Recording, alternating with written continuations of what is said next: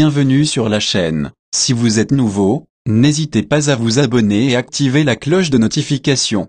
Paola accepte de transporter de la cocaïne. Paola dit au revoir à sa mère et à Martina en leur laissant de l'argent que Jessica lui a donné. Gattogordo appelle pour dire qu'une femme transporte de la drogue en prenant soin de décrire Paola. La police suit Paola et découvre qu'elle cache de la drogue dans son corps. Paola est alors envoyée en prison. Elle se met à détester Jessica pour l'avoir trahi et dupée de la sorte. Paola ne dénonce pourtant pas Jessica. Elle sait en effet qu'on la tuera et que sa famille sera menacée si elle révèle quoi que ce soit. Depuis la prison, Titi dit à Martial que Jessica envoie des personnes transportant de la drogue en Espagne. Martial n'est pas fier. Il demande à Titi ce que sa fille Daniela va faire de sa vie, avec l'exemple de sa mère. Le chef de Catalina l'a harcelée, en proie au désespoir, elle le laisse tomber. Elle sait qu'elle a la proposition de l'agent de la TEA, une proposition qui l'intéresse. Catalina dit à l'agent de la TEA ce qu'elle a fait, et ce que le chef lui a dit.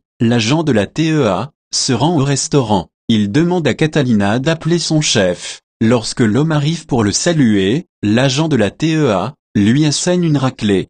Catalina dit à l'agent de la TEA qu'elle accepte sa proposition de travailler pour l'agence. Avant qu'elle n'accepte définitivement, on l'avertit qu'elle doit oublier sa famille et son passé. Catalina demande à voir Iota avant de s'engager. Gattogordo donne de bonnes nouvelles des affaires à Jessica. Il devient son partenaire et employé. Catalina dit à l'agent de la TEA qu'elle accepte la proposition, mais qu'elle a deux choses à faire avant de commencer sa mission, aller en Colombie rendre visite à Iota et voir Santiago.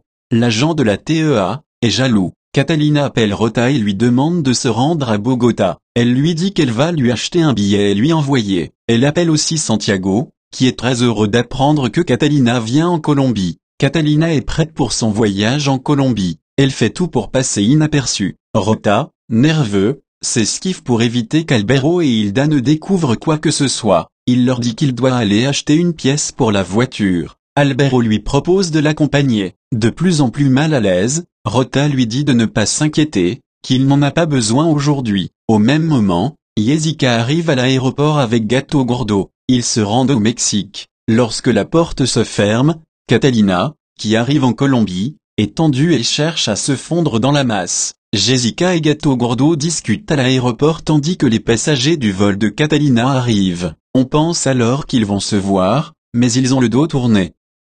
20 années se sont écoulées, et Rota demande à Catalina, alias Virginia, de les aider avant qu'il ne soit trop tard. La diablesse et sa fille Daniela sont hors de contrôle. Catalina promet de revenir pour mettre un terme aux atrocités des deux femmes. Catalina est en colère. Elle va voir son responsable à la TEA, et lui demande pourquoi elle n'a pas été informée de cette situation. La TEA sait en effet mieux que quiconque de quoi cette femme est capable et tout le mal qu'elle a fait, notamment à sa famille. Le responsable de la TEA lui explique qu'il voulait éviter de la perturber, et de mettre en péril la nouvelle vie qu'elle s'est construite et son avenir ici. L'agent de la TEA lui dit que Jessica est morte. Catalina réfléchit. Tout le monde est réuni chez Vanessa, avec la ferme intention de se venger de Daniela, qui a tué Adriana. Ils veulent prendre leur revanche, et tuer Daniela. Catalina arrive chez elle, et parle à Santiago. Elle est préoccupée et explique à Santiago qu'elle doit se rendre en Colombie. La conversation dégénère, à tel point que Santiago menace de demander le divorce, si Catalina va en Colombie.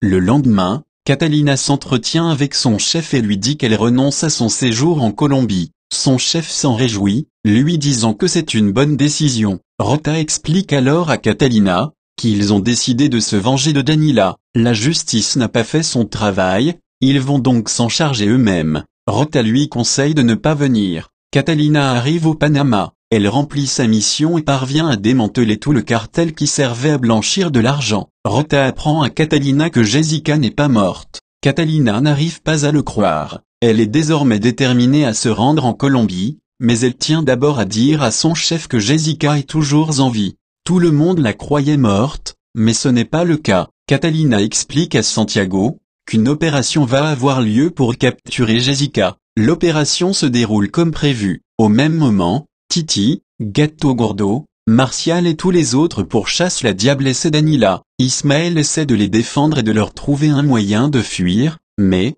Alors que Jessica et Daniela pensent pouvoir s'échapper, les hommes de la TEA débarquent. Jessica ne comprend pas ce qui se passe, jusqu'à ce que Catalina dévoile son visage. Jessica n'en croit pas ses yeux. Catalina déverse sa rage en frappant Jessica. Jessica monte dans le véhicule de la TEA, et est envoyée en prison aux États-Unis.